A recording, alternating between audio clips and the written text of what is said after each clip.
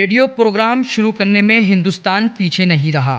1921 عیسوی کے بعد تجرباتی طور پر یہاں ریڈیو نشریات شروع کی گئی۔ کلکتہ اور ممبئی میں ریڈیو کلب قائم کیے گئے۔ 1926 عیسوی میں انڈین براڈ کاسٹنگ سروس کا قیام عمل میں آیا۔ 1927 عیسوی میں کلکتہ اور ممبئی میں ریڈیو اسٹیشن قائم ہوئے۔ مدراس میں بھی ریڈیو نشریات کا آغاز انہی دنوں میں ہوا۔ دوسری عالمی جنگ کے دوران جرمن پروپیگنڈے کے اثر کو کم کرنے کے لیے بیرونی نشریات کا آغاز کیا گیا۔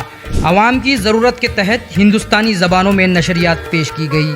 1947 عیسوی میں تقسیم ہند کے وقت ہندوستان کے حصے میں 6 ریڈیو اسٹیشن آئے، جس میں ممبئی، دہلی، مدراس، کلکتہ، لکھنؤ اور ترچناپلی آئے تھے، جبکہ پاکستان کے حصے میں ریڈیو اسٹیشن پشاور، لاہور اور ڈھاکہ آئے۔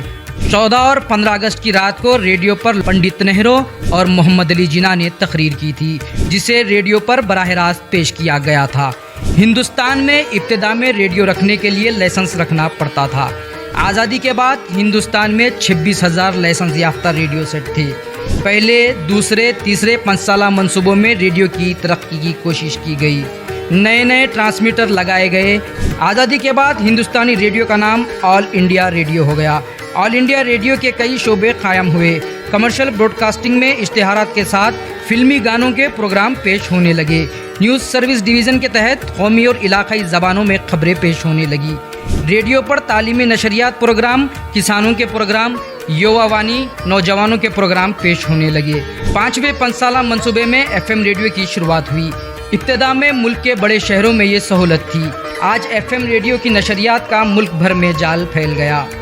پرسار Bharati broadcasting corporation of India خود مختار ادارہ ہے۔ اسے حکومت ہند کے کنٹرول سے نکال کر آزادی ادارے کے طور پر قائم کیا گیا۔